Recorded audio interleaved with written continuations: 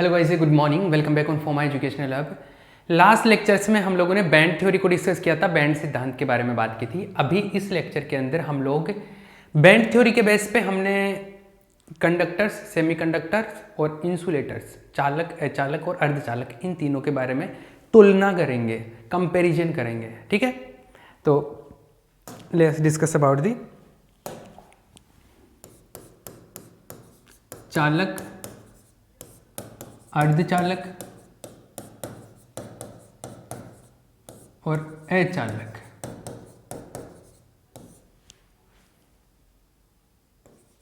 की तुलना करो।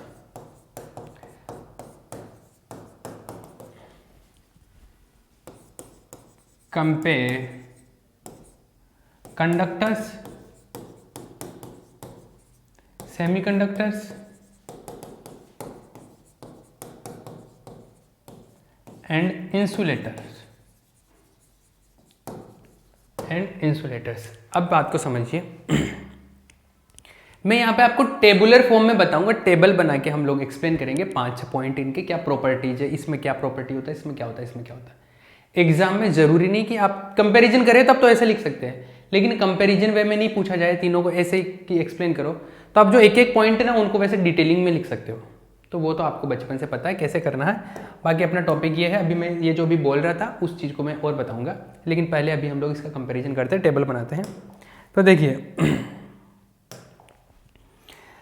चलो टेबल बनाते हैं। और टेबल ये लो,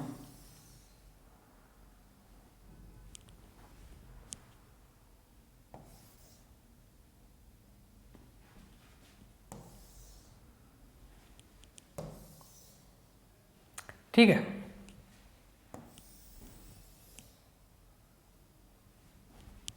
टेबल बना लेते हैं हम लोग। देखिए, एक ले लो चालक, कंडक्टर,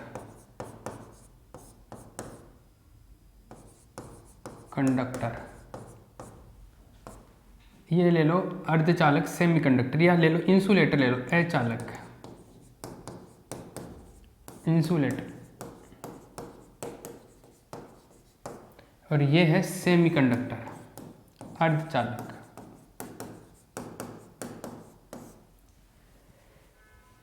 एक एक प्रॉपर्टी के बेसिस पे हम लोग डिस्कस करते हैं। पहला प्रॉपर्टी, जैसे मान लो पहला पॉइंट है,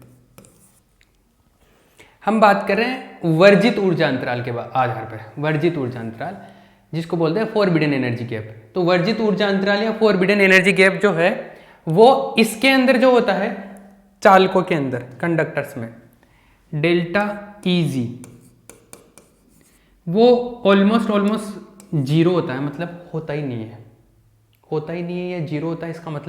इसका मतलब है कि ये ऊपर वाला बैंड है मान लो, और ये जो नीचे वाला बैंड है ये ऑलमोस्ट एक ही जगह पे रहते हैं। ये अगर नीचे वाले बैंड के बारे में बात करूँ, ये नीचे वाला बैंड है, ये ऑलमोस्ट एक ही जगह पे, मतलब ये दोनों आपस में मर्ज्ड रहते हैं। इसको बोलते हैं अतिव्यापित, मतलब एक दूसरे के अंदर या एक दूसरे के ऊपर रहते हैं। ये अतिव्यापित, ओवरलैप्ड है, ये अतिव्यापित है। ये दोनों बैंड कैसे हैं? अतिव्यापित है। ये मतलब EC भी वहीं पर है और EV भी वहीं पर है, तभी तो ऑलमोस्ट जीरो हो गया ना, सेम एनर्जी लेवल पे आ गया। ठीक है, इसके अंदर अचालकों में डेल्टा EG जो होता है वो लगभग 5 इलेक्ट्रॉन वोल्ट से ज़्यादा होता है, ऑलमोस्ट 5 इलेक्ट्रॉन वोल्ट से ग्रेटर होता है। और इसके अंदर जो है ये, इसमें और इसके अंदर गैप होता है, ये डेल्टा EG कितना है? 5 इलेक्ट्रॉन वोल्ट। ये EC है, ये EV है, ये ठीक है। इसके अंदर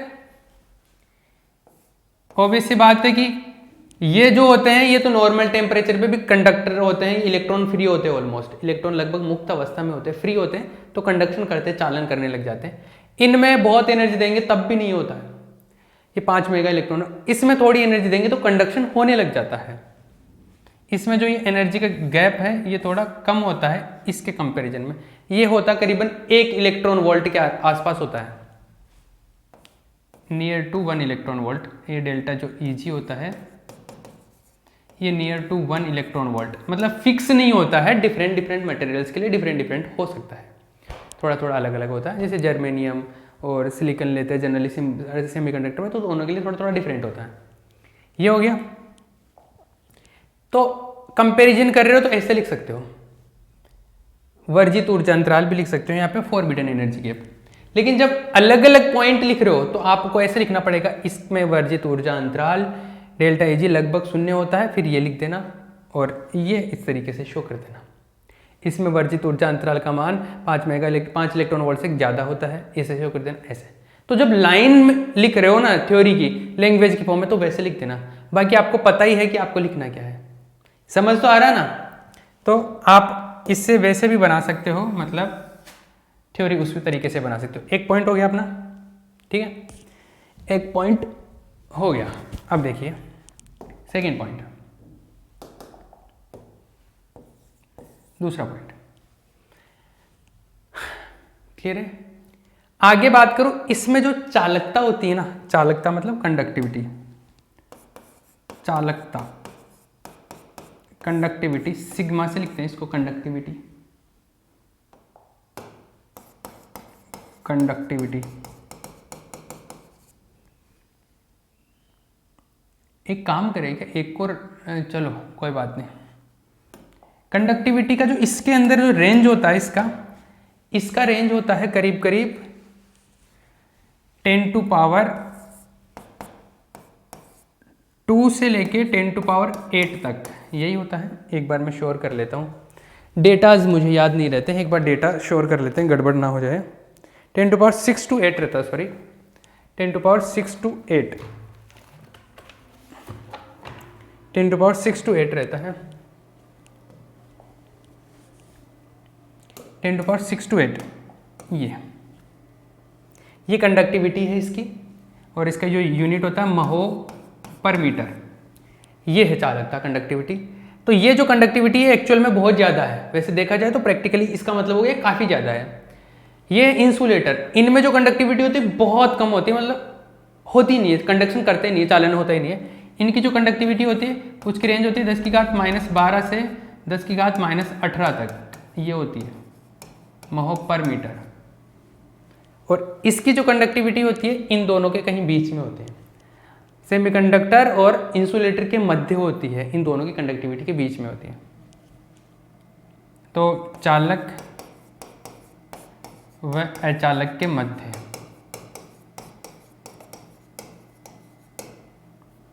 is between conductors and insulators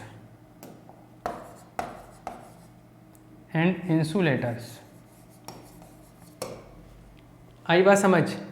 ये हुआ, ये दो प्रॉपर्टी तो हो गई, इनकी कंडक्टिविटी के बारे में बात हो गई। नेक्स्ट पॉज करके कॉपी कर लेना, आगे चलते हैं।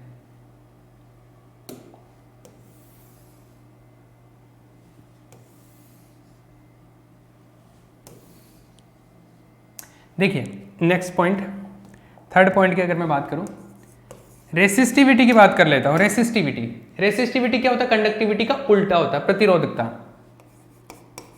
प्रतिरोधकता रेसिस्टिविटी बोलते हैं इसको, और रेसिस्टिविटी को लिखते हैं रो से। तो जो रो होता है वो एक्चुअल में 1 कंडक्टिविटी होता है, ठीक है, ऐसा होता है। इसके अंदर जो होता है, इसके अंदर सिग्मा उल्टा हो गया, ये 10⁻⁻6 से 10⁻⁻8 तक हो गया। ओम मीटर आ जाता है इसका यूनिट, ओम मीटर यूनिट है इसका। इसकी जो कंडक्टिविटी है, इसका जो रेसिस्टिविटी आएगा वो क्या हो जाए? पॉजिटिव हो जाएगा, 10⁻12 से 10⁻18 ओम मीटर। और इसकी जो रेसिस्टिविटी है इन दोनों के बीच में आ जाएगी, दोनों के मध्य,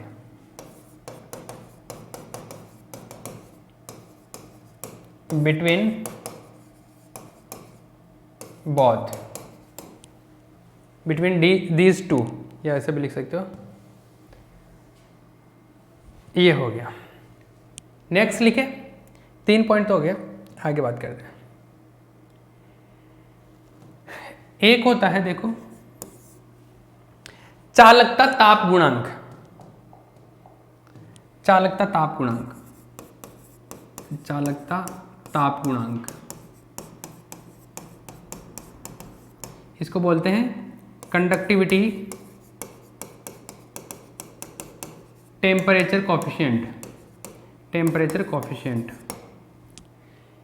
टेम्परेचर कॉफिशिएंट का मतलब है क्या है कंडक्टिविटी, इसका मतलब है कि अगर मैं टेम्परेचर बढ़ाऊं तो कंडक्टिविटी बढ़ेगा या कम होगा, ये शो करता है। तो कंडक्टर्स का कंडक्टिविटी होता है वो इंक्रीज होता है, बढ़ता है। टेम्परेचर बढ़ाओगे तो इसका जो कंडक्टिविटी है, चालकता जो है वो बढ़ती है या कम होती है, इंक्रीज होती है, डिक्रीज होती है, वो शो करना है।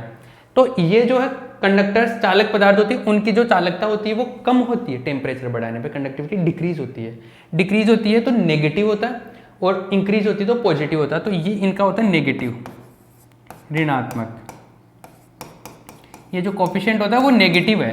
नेगेटिव होने का मतलब है कि आप टेम्परेचर बढ़ाओगे तो इनकी कंडक्टिविटी डिक्रीज होगी, इसकी इंक्रीज होती है, धनात्मक होती है इसकी, इसके लिए भी धनात्मक होती है।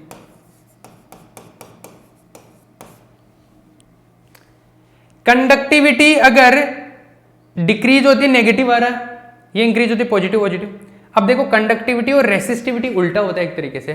तो चालकता ताप गुणांक अगर बढ़ रहा है तो प्रतिरोधकता ताप गुणांक घटेगा। अगर कंडक्टिविटी टेम्परेचर कोफिशिएंट इंक्रीज हो रहा है तो रेसिस्टिविटी वाला जो कोफिशिएंट है वो डिक्रीज होगा, क्योंकि दोनों एक दूसरे के उल्टे हैं। तो एक तो लिख दिया, दूसरा लिखते हैं अभी, ये तो हो गया। रेसिस्टिविटी का बात करते हैं। रेसिस्टिविटी प्रतिरोधकता ताप गुणांक, प्रतिरोधकता ताप गुणांक, रेसिस्टिविटी टेम्परेचर कोफिशिएंट। तो रेसिस्टिविटी टेम्परेचर कोफिशिएंट जो है उसका क्या सीन है, रेसिस्टिविटी टेम्परेचर कोफिशिएंट जो है ये क्या होगा, ये इसमें नेगेटिव है तो इसमें पॉजिटिव होगा, धनात्मक।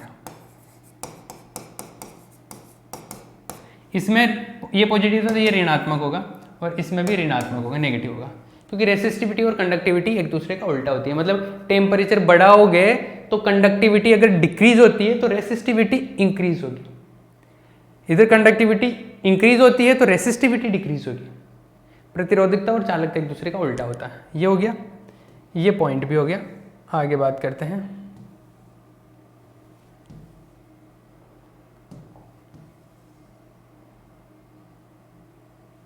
ये पॉइंट भी कंप्लीट हो गया, छापते रहना पॉज कर करके। नेक्स्ट की बात करते हैं हम लोग। नेक्स्ट 6, देखो जो चालक होते हैं ना उनमें कंडक्टिविटी को एक्सप्लेन करने के लिए केवल इलेक्ट्रॉन के बारे में बात करते हैं, होल के बारे में बात नहीं करते। तो चालकता में केवल इलेक्ट्रॉन होते हैं, इनमें केवल इलेक्ट्रॉन के कारण conductivity is due to only electron. इसमें इलेक्ट्रॉन एंड होल दोनों, इलेक्ट्रॉन व होल, सॉरी ये इंसुलेटर है, अचालक है, इसमें ना तो इलेक्ट्रॉन होता ना होल होता, क्योंकि इंसुलेटर अचालक में तो कंडक्शन ही नहीं होता, करंट फ्लो ही नहीं होता, तो दोनों ही नहीं होते।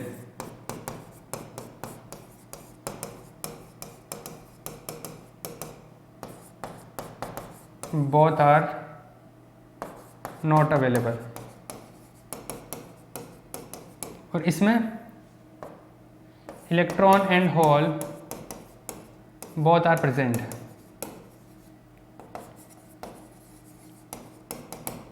इलेक्ट्रॉन व होल दोनों होते हैं, ठीक है। ये आ गया, छाप लेना पहुंच करके। नेक्स्ट, तो मैंने बोला था सेमीकंडक्टर में तो दोनों के बारे में बात करते हैं, इलेक्ट्रॉन होल। इसमें केवल इलेक्ट्रॉन होता है चालक में, कंडक्टर्स में। इंसुलेटर में कुछ नहीं होता, क्योंकि कंडक्शन होता ही नहीं, चालन ही नहीं होता इनमें।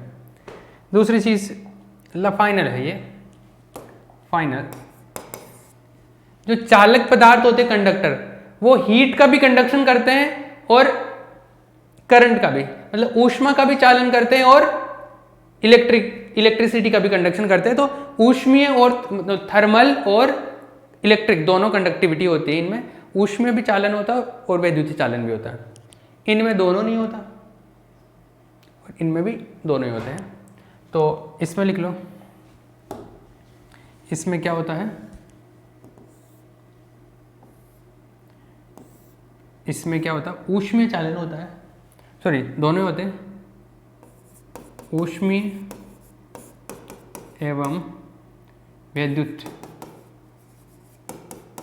चालन होते हैं।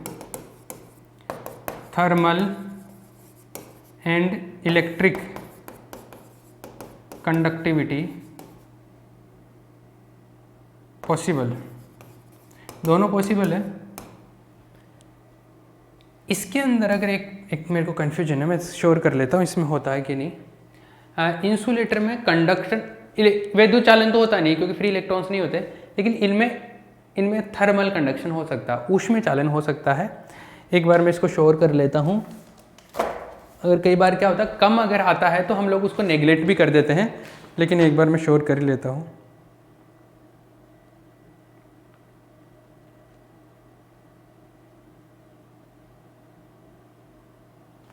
इसमें ऑलमोस्ट दोनों का ही नहीं होता। इलेक्ट्रिक कंडक्टिविटी तो होती ही नहीं है इंसुलेटर्स में, लेकिन थर्मल कंडक्टिविटी बहुत कम होती है, इसलिए उसको भी नेग्लेक्ट कर देते हैं लगभग। ये जो होता है इसमें दोनों चालन नहीं होते, नहीं होते। Both type of conduction are not present, ठीक है, आर नॉट, दोनों नहीं होते। इसके अंदर इसमें होते हैं, लेकिन इनसे थोड़े ज़्यादा होते हैं, इनसे कम होते हैं, दोनों ही होते हैं।